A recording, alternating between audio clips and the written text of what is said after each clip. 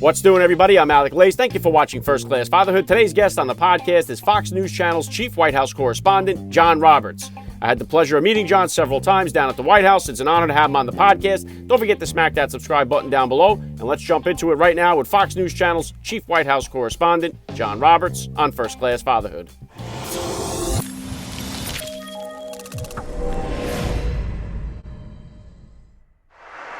Joining me now, First Class Father, John Roberts. Welcome to First Class Fatherhood. Thank you. I don't know about first class, but I try. I do. All right, I do the best I can. And that's what we're all doing out here. All right, let's start like this. How many kids do you have? How old are they? I've got a total of 4. I've got 2 from my first marriage. They're 33, and she'll be 29 this year. And then I've got 2 9-year-old twins. So, kind of run the gamut. I did it back in the 80s and 90s, and now I'm doing it all over again in the 2010s. Wow, yeah, 2 totally different times of parenting for sure. Yeah. For the twins, did you guys find out? Did you do like a gender reveal? How early in the process did you find out you were having twins and what the sexes were? Well, they're science babies, so we found out right away what they were. We went through a fertility program. We tried a number of times, and finally, that was pretty much our last go around.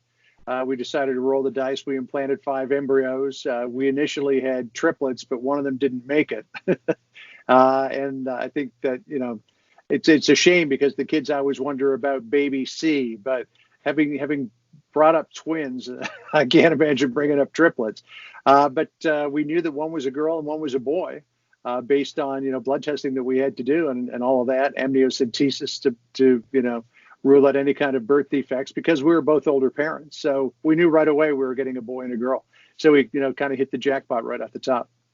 Yeah, very cool. And John, if you could, please just take a second here to hit my listeners with a little bit about your background and what you do. I'm the chief White House correspondent for the Fox News Channel. I've been doing this job since Trump became president on January the 20th, 2017. Prior to that, I was working out of our Atlanta bureau. For 5 years, I was at CNN. 4 of those years, I was the host of American Morning. And then I was at CBS News for 14 years before that, where I was the chief White House correspondent and anchored the Sunday evening news on CBS. So been a number of places, seen a number of things, been a few places. It's been an interesting career. Yeah, CNN to Fox News. It's kind of like playing for the Giants and then playing for the Cowboys, I guess. 2 totally different entities there. Or like playing for the Mets and then playing for the Yankees, there's a lot of different, or the Red Sox and then the Yankees, there's a number of different comparisons you could make. Yeah, definitely. So then, John, about how old were you then when you very first became a dad, and how did becoming a father kind of change your perspective on life? I was 28 years old when I first became a dad, and the prospect of it initially was terrifying. I thought, oh my God, I'm still a kid myself. I've got so much of my career to go. Am I ready to be a father? But then, right out of the box, sort of the joys of fatherhood hit you right away. And it's I had 2 great kids the first go around. And then the second time around, when I met Kyra Phillips, we both met at CNN. Actually, we developed our relationship after we had anchored the morning show together. So there was definitely some chemistry there. One of the things she said was, I'm getting up toward 40 years old. I don't have any kids yet. If we're going to be in this relationship, I want to have children. So you got to make a decision on whether or not you want to be a dad again. And I was like, all in, let's go for it. And because they had a little snip back in the 1990s, we had to do it through fertility. But one of my best friends happens to be the head of the fertility center at NYU Medical Center, Dr. Jamie Griffo, with whom a number of people will be familiar. And we just dove into the whole process. And now one of my other great friends is a doctor named Andy Toledo, who is the head of Reproductive Biology Associates in Atlanta, Georgia, who saw us through the pregnancy. We're actually going away to Oregon with Andy and his wife and their 2 kids. They've got 2 science babies as well. So, we're getting together the test tubes and we're going off on vacation. Very cool. Yeah. And you know what? I'm the result of, parents having kids later in life. My father was 50 years old when he had me, and he had kids, that were in their 20s when I was born. So it was like a different style of his parenting as well that I grew up with than my older brothers and sisters did. What is like the major differences of you as a dad this go around as opposed to the first time? I think I'm much more mature. I'm much more focused on the kids' upbringing and particularly their education. You know, one of the things that I really worry about now is the education that the kids are getting, and want make sure that they have a real shot at getting into a good college, and make sure that they are serious about pursuing a career. I think, you know, I kind of ignored that a little bit the first go around because I was still really developing my career at CBS at the time. And I was actually, I mean, I moved, I was in Canada when we had our first child, and then I moved to Miami and then moved back to Canada and then to New York for CBS. So I was really right in the height because I was in my 30s, developing my career, and I wasn't home a whole lot. So one of the things I make sure that I do, other than being on election campaigns, as I was in 2016 and will be again as of this Saturday when we go to Tulsa, is spend as much time as I can with the kids to kind of nurture their development. I don't want to say I was an absent dad the first time around, but I could have been around a lot more than I was. And I think that has an impact on how the kids grow up. I think they need to have very strong role models in their lives. And I try to be as strong a role model as I can. And I know that my wife, Kyra, is a very strong role model as well. You know, she's very, very strict with the kids in terms of, you know, screen time on devices. You only get to watch a movie or television as a reward. You know, so many times we go out to dinner and we see these families sitting around the dinner table and the kids are like this on their devices. We don't let our kids do that. We want our kids engaged in conversation. We want them engaged in intellectual pursuits. So I think that's one of the biggest differences this time around for me. Yeah, and that's a struggle for all of us, John, the technology, especially since the quarantine thing happened, whereas we normally, especially for me, I have 4 kids myself, so we were doing our best to keep them off the technology. And then the quarantine happened, and now we're telling them, hey, get on that technology so you could talk to your teacher, and you were doing all this virtual schooling. So that's made it a little bit more complicated as we've gone on here. But certainly everybody's in the same boat with this technology today. Yeah, you know, we're trying to take advantage of that to say, though, if you're going to use technology, do it responsibly and use it to watch something that is going to educate you. And I think we turned the corner a bit with the kids. You know, our kids have a Wii downstairs, but we didn't want to get them one of the type of video games where they just sit there like this and do it. At least the Wii, you get up and you move around. They play tennis, they play ping pong, you know, they go water skiing, play golf, whatever. At least there's some physical activity to it. And in terms of, you know, screen time on laptops or iPads or whatever, we always encourage them to watch something that will teach them something. Now, it could be a YouTube video, but if you're going to watch a YouTube video, watch a YouTube video on how to wakeboard, because we're teaching the kids how to wakeboard, or how to throw a lacrosse ball, because our kid, you know, our kids both play lacrosse, or how to shoot a soccer ball more effectively, as opposed to just, you know, watching crap that's going to rot your mind. Watch something that will actually teach you. So I think we've been able to take this distance learning idea and turn it to our advantage by saying, if you're going to use a device, do it on something that will enrich your mind. Yeah, well said, John. And it's amazing the amount of things that are available for you to learn just on YouTube alone, especially during the coronavirus. A lot of people became hairstylists and barbers during this whole thing. So people have been using that to kind of figure out how to cut hair and all that other stuff. So it's amazing what you can learn on there. You know, anytime I have a project at home that I can't figure out, and here's an interesting example. My mother-in-law had an old 2006 BMW convertible, and it developed a link in the expansion tank for the coolant system. And I'm like, I don't want to spend $600 to replace this, because I can go buy one of these tanks. It's for $60 at Advanced Auto Parts. But how would I put it in? So I just looked it up online, and there's a YouTube video on how to put an expansion tank in a 2006 BMW 325 Ci. So a couple hours later, I had it done. You know, I've always liked to work with my hands, and YouTube is now like a university of do-it-yourself. It's absolutely remarkable. Yeah, it is incredible, John. And back to you as a dad here. What type of disciplinarian are you as a father? And is it different than the discipline style that you grew up with? No, it's very similar, actually, to the discipline style that I grew up with, except my mom used to spank me a lot. And certainly we don't spank our kids. But, you know, and my wife, Kyra Phillips, as well, really is signed onto this idea that we don't let our kids get away with much at all. You know, we really hold them to account. We want them to be grateful. We want them to be respectful. We want them to be appreciative of, you know, the lifestyle that they live, and to not take anything for granted. We're trying to bring up our kids so that they're not spoiled, and that they have accountability for their actions, and that they think about things before they do them. I mean, we're pretty strict with them, And I think that's an important thing to do. Our kids are a little bit free range. We'll let them go around the neighborhood with their kids. We don't try to helicopter parent them, but at the same time, we don't let them get away with anything either. And if they do something, if they get out of line on something and they do something they're not supposed to, there are consequences for their actions. Yeah, and I think that's why it's so important, John. I talk about on my podcast a lot the fatherless crisis that we're seeing in our country with all the kids that are growing up without a father or father figure in their life. And we're kind of seeing that right now, the result of kids not having that discipline or that parenting authority figure in their life. And it leads to some devastating results in our society, I believe. And I grew up without a father, too. My father died when I was 5 years old. He had a congenital problem with his aorta. There was a narrowing of the aorta, so he had very high blood pressure in his upper body and blew out an aneurysm one day and died from the subsequent surgery. So I grew up without a dad. And I think it had a profound effect on me as well, because I was lost for a number of years. My schooling went down. I always did really well at school.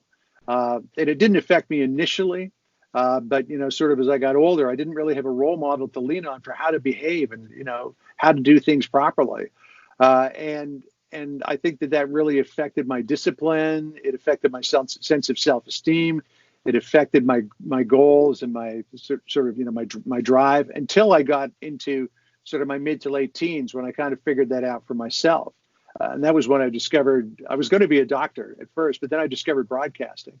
And I really got bitten by the bug and loved it. But I tell you, for 10, 12 years of my life, I really missed having a father figure, which is why I try to spend as much time with my kids as possible, imparting to them the things that I didn't have when I was a kid. And a lot of that, too, is just, reinforcing with your child that you can do it. You can take responsibility for yourself. Yeah, things are hard because kids innately don't want to do things that are hard. But if you work at it, you'll become good at it, and suddenly you really enjoy it. So, you got to get them past that learning curve. I didn't have that push, and my mother, God bless her, because she was still trying to raise three of us, was working, 12, 14 hours a day. So she wasn't around a whole lot when I was a kid. So I was left to kind of figure it out for myself. And I made a lot of mistakes that I probably wouldn't have made if I had a father. Yeah, good stuff, John. And it is, parenting, it's so brand new to all of us. I lost both of my parents before I became a father. And it's one of those things, like I call it, like parenting without parents. So it's like you don't have that. And my wife's parents were divorced and they're not involved in her life. So it was kind of like just me and my wife on our own, kind of trying to figure this out. But I think in some ways, it could be a double-edged sword, because there was no in-laws to deal with as well. So it's like it kind of takes that out of the equation, which could be helpful. But yeah, so it's kind of like it's hard to look at it to see. We tried to look at it for the benefits of it, and it's an on-the-job training thing for sure for everybody. And what I wanted to ask you about, John, is I know that you were embedded with the troops overseas and did some reporting from Iraq. Now, I'm trying to do the math. I would imagine that you were a dad. What was that experience like for you? You were a father at the time you were doing that. What was that experience like for you? Oh, yeah, I was. Let's see, I would have been like 37 years old. 47 years old when the Iraq War hit. I wish I was 37 years old. And the kids were worried about me going over there. And there was one point where none of us thought we were coming back, because we heard all these reports that as soon as we crossed the border between Kuwait and Iraq, we were going to get hit with chemical weapons, and nobody knew what the effect of that was going to be. In the end, it turned out to be a lot less dangerous at that time than we anticipated it would be. Sadly, some of my colleagues, including David Bloom, died while they were over there. So, there was tragedy, but for the most part, it wasn't as bad as I thought it was going to be. But, the family was back home worried about it. But again, that was back in the day when I was really, building my career and didn't really think too much about the consequences of taking on dangerous assignments. Now, if I were tasked now to go do the same thing, I might think twice about it, because, I'm an older dad and I don't know how much time I've got with my kids. So I want to make sure that every moment counts. And again, having that background of growing up without a father, I want to make sure that my kids have a dad as long as possible. Yeah, well said. And I know that right now it just seems like we have just like the whole political scene in our country is completely toxic right now. And it seems, obviously you're with Fox News, your wife with ABC now, I believe, ABC, right? yeah. So do you guys make it like a rule, like, hey, no politics at home? How does that all work with you guys? No, we're always talking politics. We're always talking politics. We're talking journalism. We try to help each other out and make each other better.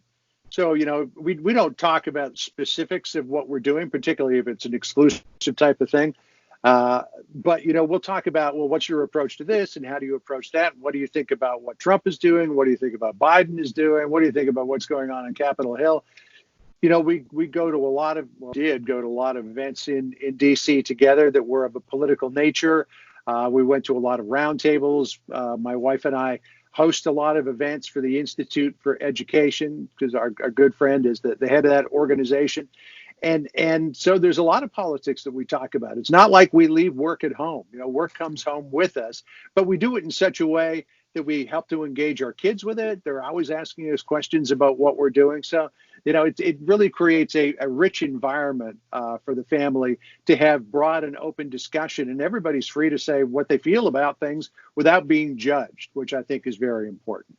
Man, I really wish that was the theme of the country right now. Because Wouldn't that be nice? Oh, it would be. And I know right now it's going to be a busy time for both of you with an election year running up until November here. What kind of how long do you see yourself doing this for, John? What kind of plans or goals do you have for yourself for the future here?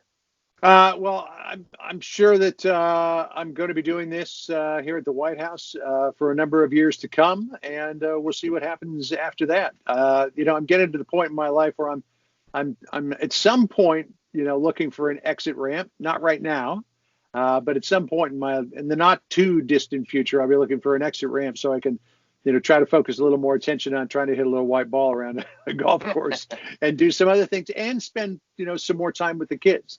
Because, they're only going to be little kids for so long. I imagine by the time I hang it up, they'll probably be teenagers. But by that time, they'll be really good wakeboarders, So I can take them to competitions and things like that. Sounds good. Last thing I'm going to hit you with here, John. I love to ask all the dads that I get on the podcast, what type of advice do you have for that new dad or for that about-to-be father who's out there listening? Well, first of all, I would say never let a day go by where you don't tell your kids that you love them, first of all. Always make sure that you embrace your kids. Always make sure that you listen to their concerns. But also, there needs to be tough love because kids inherently will try to get away with whatever they can, and they'll try to take, for the most part, I think, the easy way out. They don't like to do things that are hard when they're young. They like to just kind of skate. So encourage your kids to work hard at things. Reinforce that they can be anything that they want to be. And if they say something like, I can't do this, it's too hard, just encourage them to work on it because while it may be hard now, eventually it's going to be easy. And then when you get to that point, you'll have a real sense of accomplishment that you've done something that you thought that you never could do. But it's, aim high, get them to set goals, push them to excel.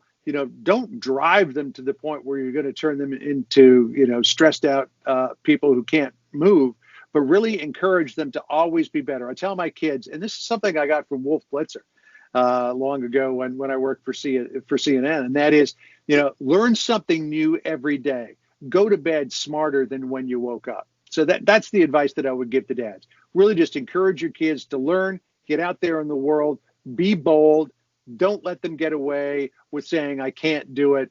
Push them to do things that are outside of their comfort zone, because that's the way kids really excel. Because the one problem that we're having these days is when I grew up, when my wife grew up, probably when you grew up, we didn't have people doing everything for us every day.